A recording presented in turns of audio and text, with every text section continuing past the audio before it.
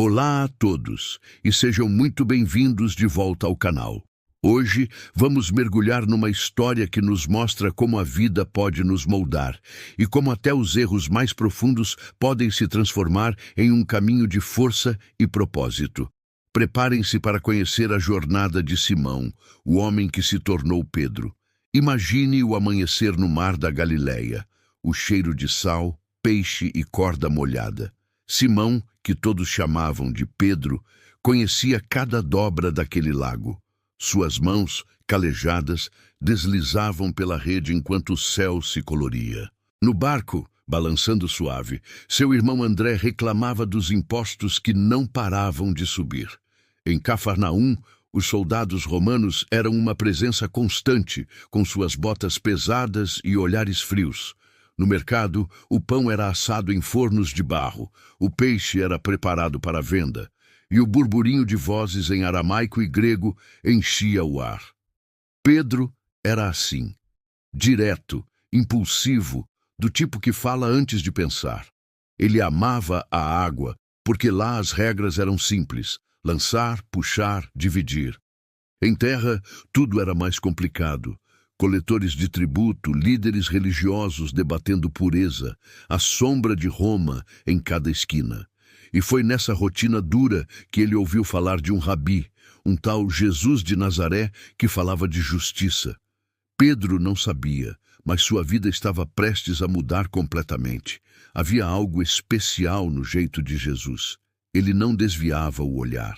Falava de misericórdia enquanto comia pão simples, sentado no chão, como qualquer pessoa.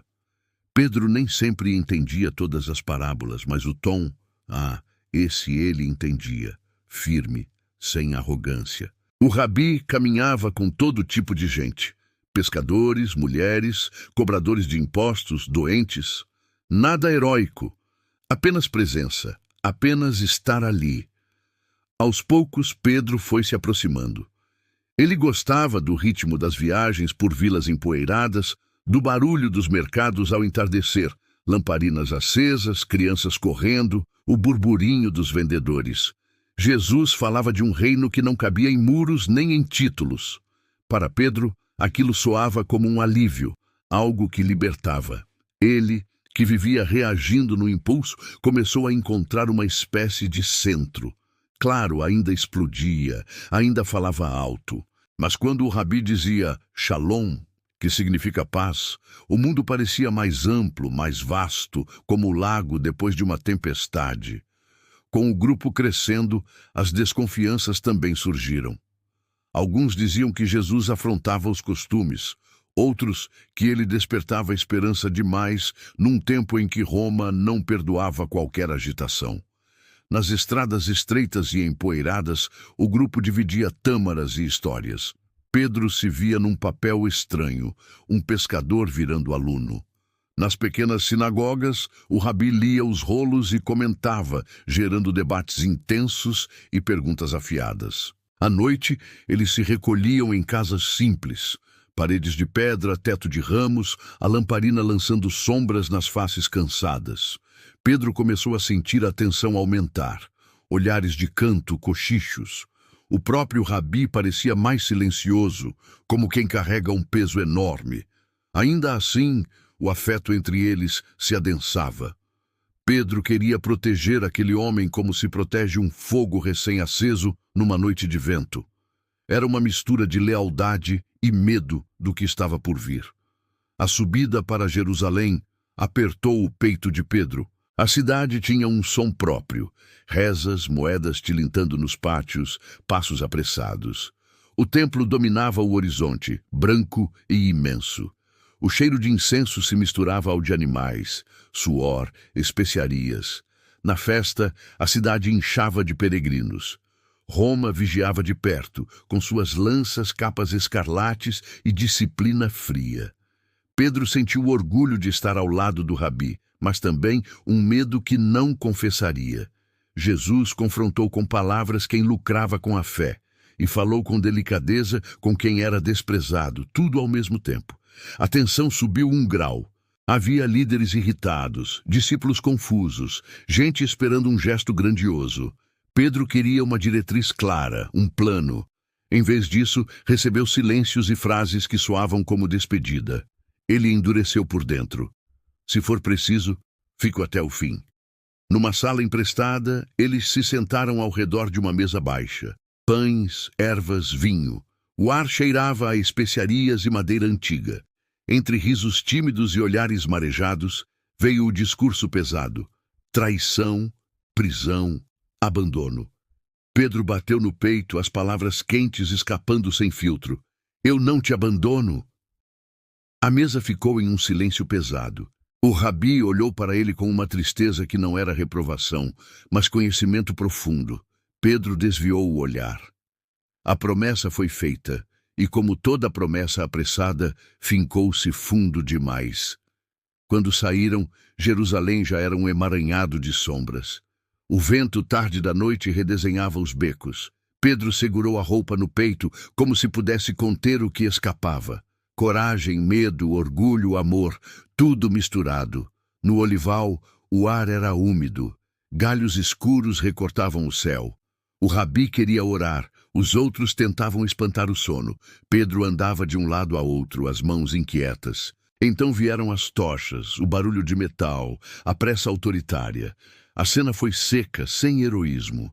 Vozes firmes, um beijo que identificou o rabi, gritos.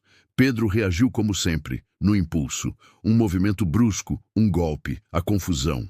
Mas o rabi, até ali, respondeu com uma calma que desconcertava. Em minutos tudo estava decidido. Levaram-no. A noite ficou maior, a coragem menor. Dispersos, cada um buscou um canto. Pedro, teimoso, seguiu a distância, brincando com o risco como quem encosta a mão num braseiro para ver se aguenta. No pátio do sumo sacerdote havia um fogo comum, lenha estalando, rostos meio iluminados, servos, guardas, curiosos. Pedro se aproximou tentando desaparecer. O cheiro de fumaça grudou na roupa. Uma criada o olhou de lado. Você estava com ele. O coração bateu no pescoço. Não, saiu rápido, quase automático. Minutos depois, outro. Eu te reconheço.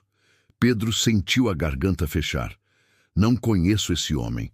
A terceira veio como gota insistente. Seu jeito de falar te denuncia. O não final saiu mais alto, quase raivoso. Uma negação contra o mundo, mas na verdade contra si mesmo.